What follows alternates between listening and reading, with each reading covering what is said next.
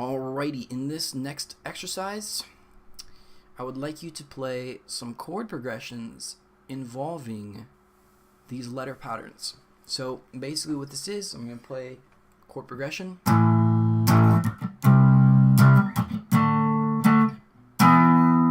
this was A, a C, a D, and an E, power chords. What's nice about these power chords is the letter pattern basically just stacks right off of it. The A, C, D, and the E.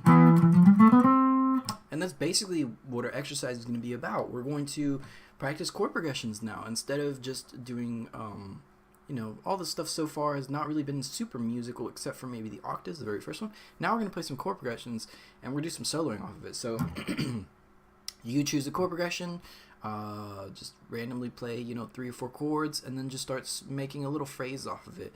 I would suggest to probably on the first few times you do this to play the same phrase off of each one. So if I do this,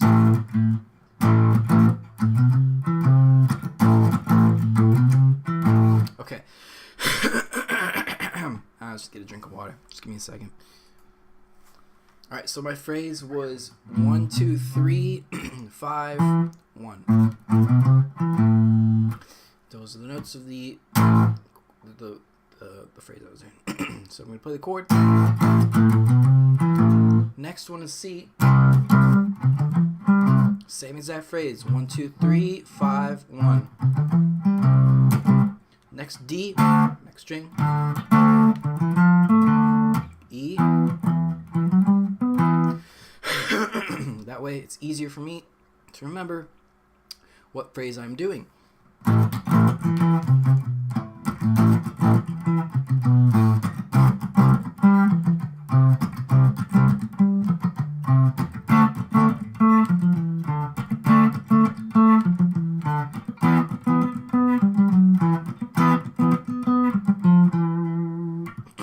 For the E, we have to play that second like that. You want to make sure that you're playing these letter patterns correctly.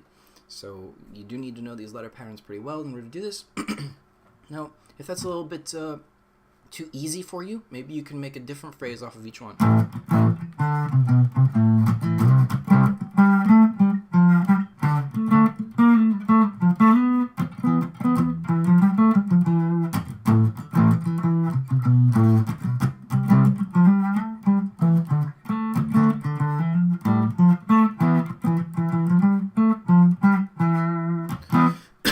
These phrases don't have to be very good. It's not really what we're trying to do here. We're simply just trying to train our brain to like shift around, play chord, play the scale, right there. Now, this is assuming that you don't have a chord generator in the back or a looper or something that can play chords for you. Maybe someone else can play chords for you. As the chords change, you're going to shift positions and you're going to solo in that letter pattern. So my chord progression was A, C, D, E. If someone else is playing chords in the background, I'm just going to solo over the A. Once C comes around,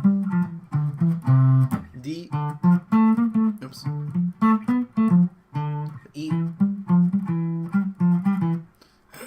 So if I don't have a generator, I have to play the power chord myself. If I have a generator, I can simply solo. So you're obviously going to do this in all the different positions. So let's try a couple of examples. Now I'm just going to load up my chord generator here on my phone. Okay, so it's this program called Chord Lite.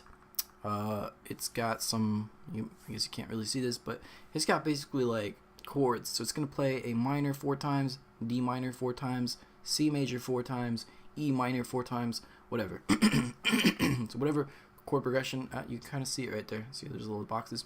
So, oh my God, I don't know, guys. So as soon as the chord plays, I'm going to solo in that position. So here we go. Here's the A minor.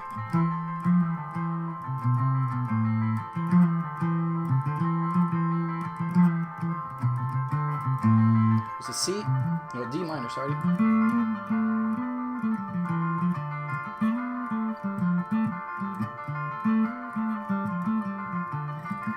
C major.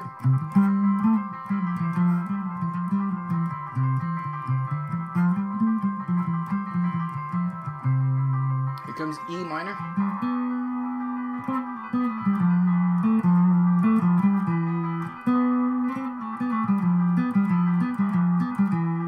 And back to A. That's cool and all, but I'm just playing in this A minor key, right? Well, there's other keys. So, in order to change the key, guess what's got to happen? The only thing you have to do is change the very first chord. Okay, so we're going to change the first chord from an A minor. We're going to make it, we're going to go to C major, so we're going to play a C chord. C major, obviously. Okay, and that is good. So now that the chord progression starts with C, it's going to be C, D.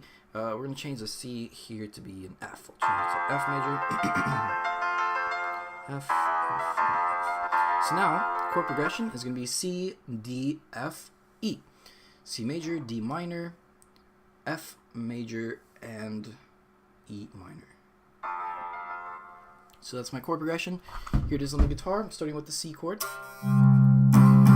Then I play the D chord, and then I play the F chord, and then I play the E chord.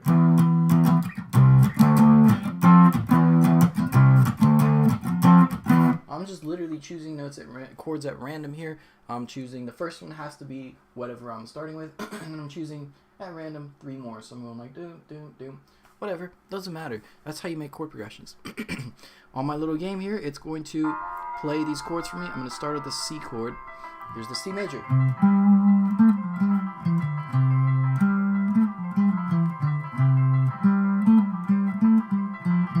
Here's the D minor.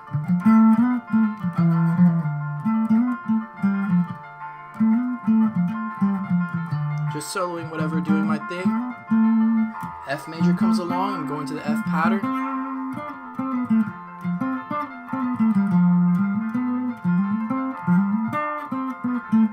Here comes the E minor.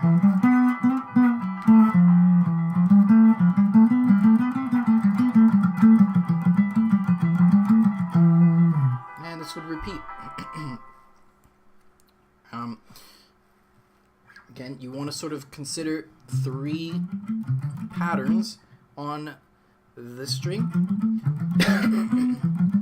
Then you go to the next string for the next pattern. Okay. We'll try this in D Dorian. Guess what you got to do for D Dorian? You're going to start, instead of on a C chord, you're going to start on a D minor chord. So you're starting on the D minor chord, and now I'm choosing the chords at random. The next one I'm going to play is going to be a, I'll make it a G chord. I'll make it an A chord. A minor chord. Sorry. I don't know what's going on with my coughing today. So the chord progression is D minor, A minor, F major, E minor. Starting on the D minor chord and just playing some random chords in this key. And that's going to make it sound like Dorian. So here's the D Dorian.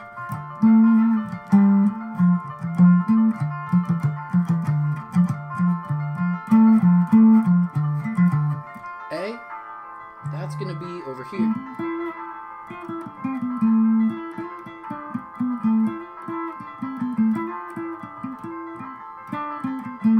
F major is going to be over here.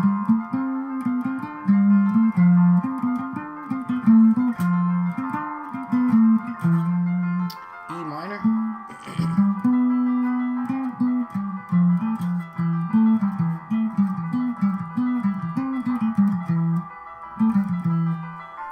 And this would repeat. Starting the D chord would be here at the 10th fret. Then the A chord would be on the 12th fret of the next string. The F on the 13th fret. E minor on the 12th fret. So that way I have one chord here, the second chord here, the third chord here. And I got 3 chords on this string, and I'm going to go to the next string. Chord 4, 5, 6, 7, and 8. Okay? I'll try this in Phrygian. In order to make it E Phrygian, guess what we're going to do?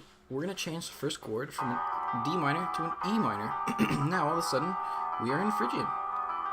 I'll change the very last chord to D minor. So that way, we're basically flipping it around. So we're starting on the E minor, A minor, F major, D minor. I'm not really concerned about how these chord progressions sounds. I'm just practicing chord progressions. So I'm going to start at the E minor, which would be here at the very low part of the guitar. Then I will go to the A minor, which would be on the next string. Right here, 0, 2, 3, 0, 2, 3. And then I will go to the F major, which is going to be on the first fret, and the D minor, which would be all the way at the 5th fret over here. So let's try this.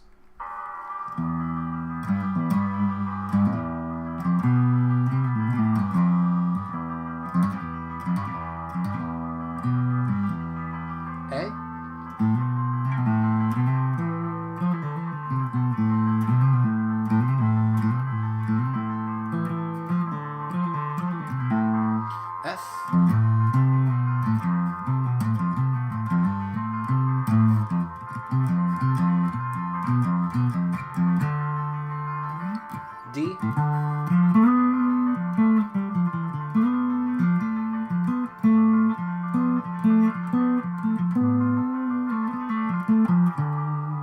then back to E. It was all pretty easy. Just making sure that when I play chord progressions that I'm just following along the chords with these letter patterns. It's an easy thing to do, easy thing to practice. Just finish it up with the F Lydian here, changing this first chord from E minor to F major. And I'll switch, I had an F before, so I'll switch that to E minor. So now the chord progression is going to be F major, A minor, E minor, and D minor. So this is how it's going to sound. Starting from F, over here at the 1.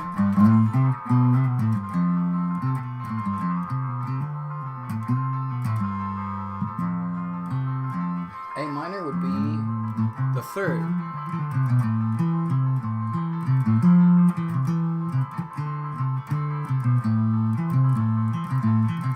The E would be on the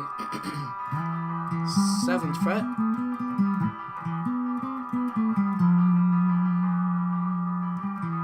And the D.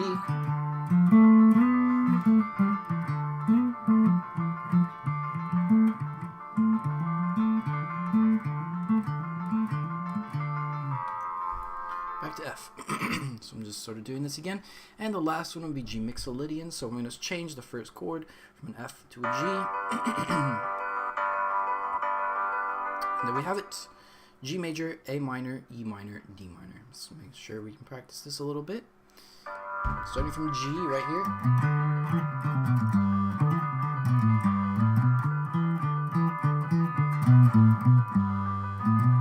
A, chord 2.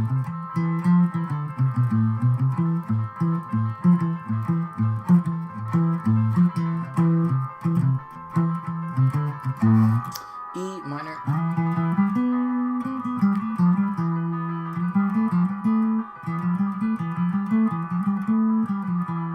D minor.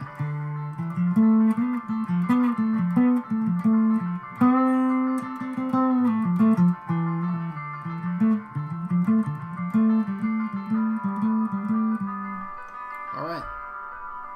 I wasn't really concerned of what I was trying to solo with. I wasn't trying to make anything sound super cool. But I was just randomly sort of playing stuff, and I'm just sort of following along the chords with these letter patterns. Practical application of music theory that you've just learned.